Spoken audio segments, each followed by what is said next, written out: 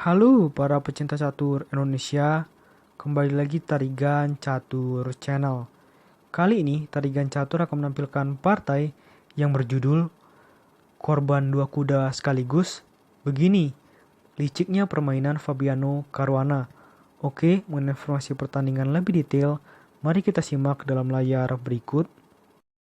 Ya, pertandingan ini tersaji dalam turnamen Tata Steel Master 2021, tepatnya pada round ke-9, yang berlangsung pada tanggal 26 Januari 2021, sekitar pukul 20.00 waktu Indonesia Barat malam. Pertandingan ini melibatkan pertarungan antara Grandmaster asal Polandia berperingkat 37 dunia, yaitu Radoslaw Wojtaszek, menghadapi perlawanan Grandmaster nomor 2 dunia asal Amerika Serikat, yaitu Fabiano Caruana. Tanpa berlama-lama, langsung saja kita masuk papan untuk melihat sengitnya pertarungan antara kedua pemain. Di sini Caruana menggunakan catur buah hitam dengan rating VD 2823 menghadapi perlawanan Wojtaszek yang menggunakan catur buah putih dengan rating VD 2705. Wojtaszek memulai permainan dengan pion C4 yang merupakan pembukaan Inggris dan dibalas kuda F6 oleh Fabiano Caruana, masuk dalam variasi pertahanan Hindia Anglo, masih dalam pembukaan Inggris. Kuda ke petak F3 dan pion D6. Pion D4 untuk menguasai petak pusat oleh Wojtaszek dan dibalas pion ke petak G6, persiapan Vincenzo Gajah oleh Caruana. Kuda ke petak C3 dan gajah G7. Pion E4, maka masuklah dalam pembukaan pertahanan Hindia Raja. Dan ini adalah main lain dari permainan pembukaan Hindia Raja, walaupun permainan ini diawali dari pembukaan Inggris. Rokade pendek oleh Caruana dan gajah ke petak E2. Pion E5 mengajak pertukaran pion di petak pusat oleh Caruana. Namun untuk sementara waktu, Wojtaszek tak mengindahkannya dan lebih memilih opsi langkah rokade pendek. Gajah ke petak G4 mengancam kuda putih dan gajah ke petak E3 langsung saja oleh seorang Caruana tanpa basa-basi dengan gajah pukul kuda di petak F3 dan gajah pukul gajah di petak F3, pion E pukul D4 dan gajah pukul pion di petak D4. Dan kuda C6 ancam gajah putih petak gelap mundur ke petak E3 dan benteng ke petak E8, memberikan ancaman 2 kali terhadap pion putih di petak E4, walaupun pion tersebut untuk sementara waktu masih kuat karena ada gajah dan kuda putih yang melindunginya. Menteri ke petak D2 dan kuda D7 memberikan kesempatan terhadap gajah hitam untuk menguasai lajur petak diagonal H8 hingga A1. Lalu benteng menuju petak D1 dan di sini Caruana menciptakan langkah kejutan dengan gajah pukul kuda di petak C3. Kita kembali di sini biasanya akan sangat jarang ya terjadi dari seorang pemain yang mengandalkan pertahanan dengan Vincenzo Gajah untuk melakukan langkah gajah pukul kuda karena jelas pertahanan set rajanya menjadi kosong. Namun inilah taktik yang sudah dipikirkan dengan matang oleh Caruana untuk mencoba memenangkan permainan dengan menghabisi kuda lawan. Menteri pukul gajah di petak C3 dan di sini dilakukan langkah oleh Caruana dengan menteri menuju petak F6, mengajak pertukaran menteri dengan Wojtaszek. Di sini Wojtaszek tidak menerimanya dengan melakukan langkah menteri mundur ke petak C1. Namun jika di sini melakukan langkah menteri pukul menteri dan kuda pukul menteri, maka situasi di papan masih seimbang. Belum ada pemain yang benar-benar menguasai petak pusat. Sayangnya di sini lebih memilih mundur ya, yang membuat Caruana lebih memegang kendali di petak pusat. Kuda ke petak C5 dan menteri B1.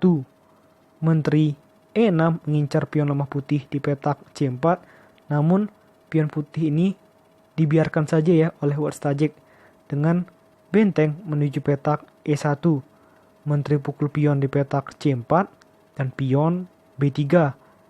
Menteri C3 menghindar dari ancaman pion, lalu lagi-lagi gajah ke petak D2 mengancam menteri hitam. Menteri mundur ke petak F6 dan gajah ke petak C1. Pion H5 langsung agresif oleh Caruana. Gajah ke petak B2 mengancam menteri hitam, dan di sini Caruana menutup ancaman tersebut dengan kuda. Dan ini menjadi serangan balik bagi gajah putih. Misalkan di sini putih santai saja ya dengan melakukan langkah pion menuju petak H3, maka ini berbahaya. Ada tempo skak ya, dengan kuda pukul gajah, tempo skak maka harus pion pukul kuda. Tidak bisa gajah pukul menteri. Pion pukul kuda dan menteri pukul pion. Kita lihat dalam situasi seperti ini jelas Caruana akan menang mudah karena sudah menguasai pertahanan sep raja dari Wartstajek. Kita kembali. Tentu saja di sini jelas putih mengetahui rencana tersebut dan memilih gajah mundur ke petak E2. Pion ke petak H4 langsung sangat agresif oleh Caruana, dan menteri ke petak C1. Pion G5. Pion hitam yang ada di lajur G dan H sudah bergandengan, dan itu tentu saja akan menyulitkan dari Wartstajek. Gajah ke petak B5 mengancam benteng hitam, simpel saja bagi Caruana dengan memajukan bentengnya satu langkah ke petak E7. Benteng ke petak E3 mungkin berniat untuk menumpuk benteng.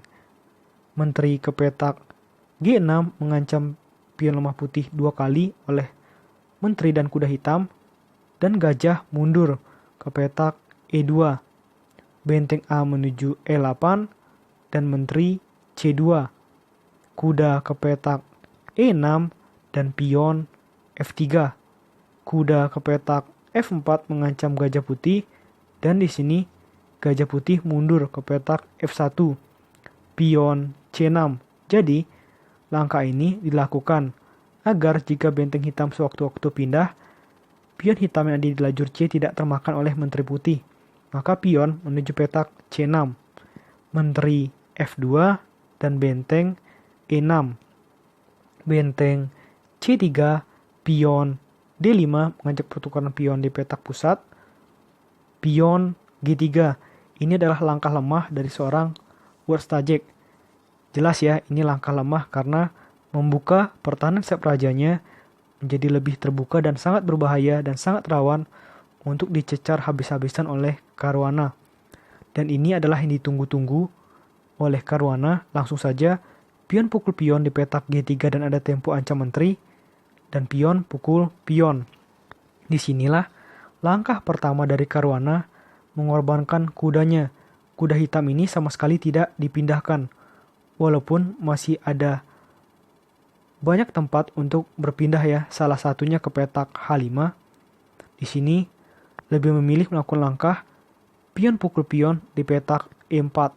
Sebenarnya di sini cukup dengan pion pukul pion oleh seorang Wartstajek, maka situasinya akan lebih safety ya. Tetapi di sini ternyata Wartstajek tidak melihat skenario rencana skakmat dari seorang Caruana dan lebih memilih opsi langkah pion pukul kuda di petak F4, menerima pengorbanan kuda dari Caruana. Pion pukul pion di petak F4 dan ada tempo open skak ya, menteri terhadap Raja Putih. Di sini menteri menutup ancaman skak ke petak G2. Langsung pion pukul pion di petak F3 membuat keberadaan menteri putih tidak nyaman. Mau tidak mau, menteri putih tidak ada lagi satu tempat pun untuk berpindah, maka harus dilakukan langkah menteri pukul menteri dengan tempo skak di petak G6 dan benteng pukul menteri ada tempo skak terhadap Raja Putih. Di sini apa balasan putih? Tentu saja dengan kabur ya ke petak H1, lalu pion F2 ada ancaman benteng hitam nanti skak di petak G1. Dan ini langkah ini direspon oleh Wartstajek dengan gajah ke petak H3. Memang betul, Menurut analisa komputer, ini adalah langkah terbaik. Tapi ini adalah langkah terbaik dari yang terburuk. Karena semua opsi langkah yang lainnya adalah buruk. Oleh karena itu, di sini seorang Caruana dapat memanfaatkan momen dengan sangat baik. Disinilah pengorbanan kuda yang kedua oleh Caruana dengan kuda menuju petak C4. Di sini lagi-lagi Warsajic terlalu nafsu dan langsung saja melakukan langkah pion atau dengan benteng di sini ya, dengan benteng pukul kuda. Jelas, ini situasinya sudah kalah bagi Warsajic dan Fabiano Caruana juga sudah merencanakan hal ini dari awal. Dan tebak, satu langkah terakhir dari seorang Fabiano Caruana yang membuat Warsajic menyerah. Itu gampang saja ya, dengan benteng skak di petak E1.